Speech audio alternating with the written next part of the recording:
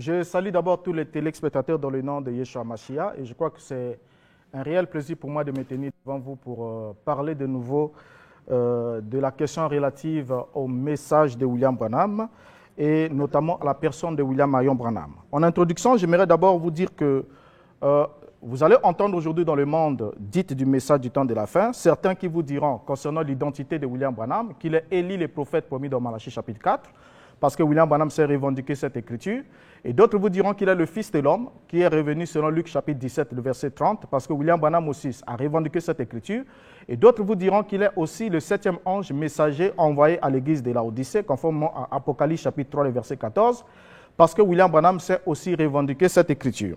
Alors, certains vous diront tout. Ils vous diront qu'il est le Christ, il est l'incarnation du Fils de l'homme, ils vous diront qu'il est Jésus-Christ incarné, ils vont jusqu'à dire qu'il est né virginalement et que, par conséquent, il prie en son nom, il baptise en son nom, ils font tout en son nom, comme l'un de ceux qui a amusé la galerie depuis un certain bout de temps, qui passe nous raconter des histoires sur William Branham comme étant son Dieu, ainsi de suite. Donc, ce n'est que l'une des phases ou encore de l'interprétation que donnent ceux qui sont croyants du dit message. Mais le verdict des Saintes Écritures est clair.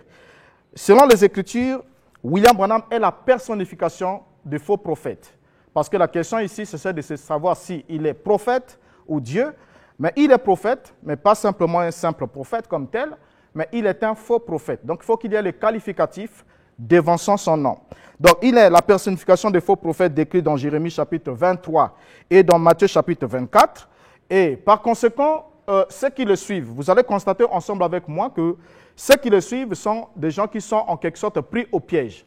Ils sont pris au piège, pourquoi? Parce qu'ils ont accepté l'interprétation erronée que William Branham a donnée de certaines écritures qu'il a mal interprétées, parce qu'il n'a pas interprété par révélation, ça il faut le souligner, parce que certains pensent que le message du temps de la fin est le produit d'une révélation, mais William Branham n'a pas interprété la Bible par révélation, mais plutôt par répétition exposée successive des travaux qu'il a puisés par-ci, par-là, donc des plagiats qu'il a pris chez les théologiens, comme certains enseignements qu'il a récupérés dans certaines écoles de mystère et qu'il a fait passer pour des révélations. Alors, la conséquence de ces enseignements, c'est quoi? C'est que ceux qui y croient, ceux qui ont cru, chacun va dans son sens. Donc, vous trouvez une tour de Babel, chacun vient et parle au nom de Branham, brandit une brochure de Branham, mais en réalité ne lit même pas ce que dit William Branham. Alors, j'ai suivi plus d'une fois le monsieur qui passait récemment ici, qui a parlé de William Branham, qui a parlé de tout sauf de rien, mais même en parlant de William Branham, bien que William Branham était lui-même dans le faux, il a enseigné dans le faux, mais le monsieur aussi faisait une mauvaise lecture des faussetés enseignées par William Branham. Au point où on a entendu des choses sarcastiques ici, comme du genre, voilà, Jésus n'est pas né virginalement, Jésus n'est pas le fils de Marie, et Jésus serait le fils de Jean-Baptiste, il serait crucifié parce qu'il avait courtisé la femme de Pilate. Donc on a entendu toutes sortes de bêtises. Or, tout cela, c'est juste une confirmation de ce que je vous ai toujours dit ici, que le message de William Branham, à un certain moment, emmène l'homme dans une position très, très hérétique. Pourquoi? Parce que, pour commencer, nombreux sont ceux qui ne savent pas que William Branham avait un sérieux problème mental. Ça, je l'ai dit, je sais que ça pourra choquer certains qui ont de l'estime pour cette personne, mais je ne le dis pas personnellement, de moi-même ou de plein gré, mais je le dis parce que William Branham a lui-même personnellement avoué qu'il a souffert d'un mal, et j'aimerais lire sa déclaration parce que certains ne comprennent pas d'abord ce qu'était la personne de William Branham. Et là, nous sommes à 2 semaines de la fin de sa vie. Donc, Branham, après avoir achevé tout son ministère, il arrive à la fin de son parcours, il déclare ce qui suit dans la prédication sur les ailes d'une colombe blanche comme neige, prêché le 28 novembre 65, le paragraphe 137 et le paragraphe 143. Il dit ceci: toute ma vie, j'ai été un névropathe. Toute ma vie, j'ai été un névropathe. Petit garçon, j'ai été frappé d'un mal qui m'a effrayé. Cela m'arrivait à peu près tous les 7 ans.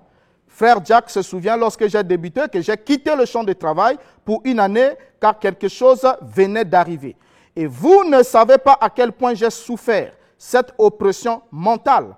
cela s'est répété dans ma vie tous les 7 ans. C'est là où j'en suis à présent, 7-8. Donc là, nous sommes... William Branham dit qu'en 65, c'était la 7e année de sa crise dépressive. Donc, il souffrait d'une oppression mentale et entrer simplement, même sur le net, les médecins me suivent aussi, ils savent ce que c'est la névrose. Donc, lorsque quelqu'un affirme ici, décline son état mental, dès l'instant où William Branham avait fait cette déclaration, je crois que les gens, son auditoire, devaient le prendre au sérieux, remonter ses enseignements et se rendre effectivement compte que le monsieur racontait des hallucinations, des mensonges répétés, donc au point d'être même un mythomane, donc il croit même forcément à ses propres mensonges, ainsi de suite.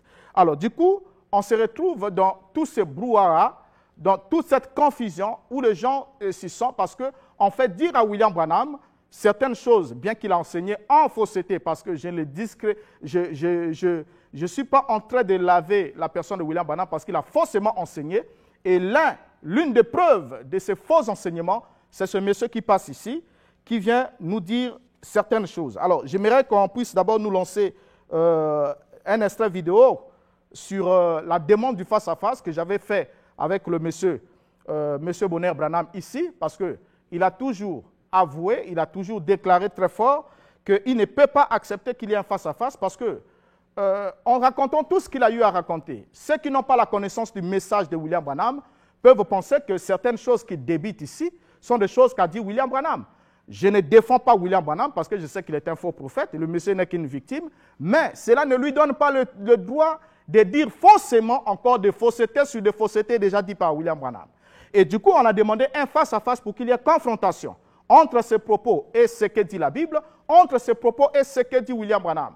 Mais le monsieur pose des conditions, il dit, voilà, pour qu'il y ait un face-à-face, il faut que le docteur Mbota puisse refaire son prépuce, il ne faudra pas qu'il s'éloigne de sa femme, il faudra qu'il reconnaisse que Branham est son Dieu créateur, Donc il pose des conditions qu'il sait que ces conditions ne peuvent pas être acceptées, juste qui sont des raisons échappatoires. Alors j'aimerais juste souligner à l'endroit de cet ami et de ceux qui nous suivent, mais le monsieur vient ici, il est reçu au studio 210. Les journalistes qui l'entretiennent, il ne remplit pas les conditions que le monsieur pose. Il ne remplit pas ces conditions. Voyez? Mais quand même, il écoute les questions qu'on lui pose, il répond à ces questions, ils échangent ensemble. Mais s'il a peur de se tenir devant Renaud Boris Mbota, c'est parce qu'il sait. Il sait que je suis celui qui était l'un des promoteurs de ces faux enseignants quand j'étais dans le message de William Branham. Certains enseignements qu'il a faussement gardés aussi et qu'il a tordu même le sens. L'autre jour, je lui parlais. Je lui ai dit, même quand j'étais là, ce n'est pas comme ça que je l'ai donné. Voilà, donc, on comprend ici que le monsieur comprend qu'il n'a pas l'or véritable de ce qu'il prétend exposer. Parce que William Branham dit, lorsque quelqu'un a l'or authentique, l'or véritable, il n'a pas peur de la machine à tester parce qu'il sait que quel que soit le nombre de fois qu'on aura à tester, cela va répondre. Alors maintenant, regardons ici cet extrait qu'on a eu à passer avec lui lorsqu'il était passé dans une émission, qu'il était prêt, il avait accepté qu'il y ait un face-à-face. Il demandait même que je lui pose des questions en face-à-face, suivant-le. Mais c'est bien quand tu vas lui poser les questions à la télé. Non, lui est déjà passé. Je suis déjà passé. Ah, tu es déjà passé? Il est déjà passé. On est face à face, oui, ça serait plaisir. Ouais. Tu nous programmes. Tu nous programmes. Alors, donc, vous comprenez ici que le monsieur était prêt pour un face-à-face.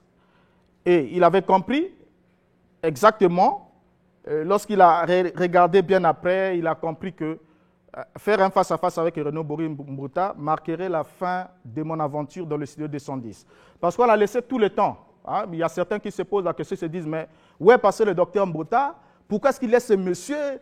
Et donc, Branham qui était mis dans sa juste position, monsieur ne l'emmène même pas au niveau d'un prophète, mais l'emmène au-delà d'un prophète pour dire, voilà, Branham ne partait même pas avec sa femme, il prononçait juste la parole et puis la femme concevait. Toutes ces choses-là sont des mensonges. Et quand on sera dans le face-à-face, s'il accepte bien sûr, on lui démontrera avec les propres paroles de William Branham et des évidences concrètes que William Branham allait bien avec sa femme. Et pire encore, William Branham n'a pas vécu la vie soi-disant chaste et de pureté sexuelle comme ils sont en train de le chanter. On va leur démontrer que même avec sa deuxième femme, William Branham s'est mis en couple avec elle sans avoir célébré le mariage de façon officielle. Et d'abord, c'était une babysitter, sa nounou, qui gardait l'enfant chez eux.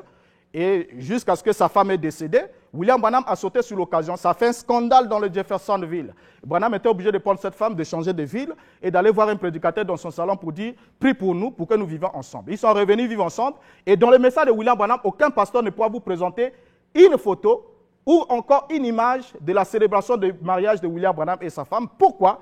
Parce que ce n'était pas une vie qui était conforme à ses propres enseignements. Donc, j'attends le face-à-face, le défi est lancé. Si monsieur veut continuer à parler, qu'il parle encore en face de moi pour qu'on puisse le ramener sur les rails parce que ça fait longtemps qu'il a déraillé. Merci pour m'avoir suivi et merci pour votre attention.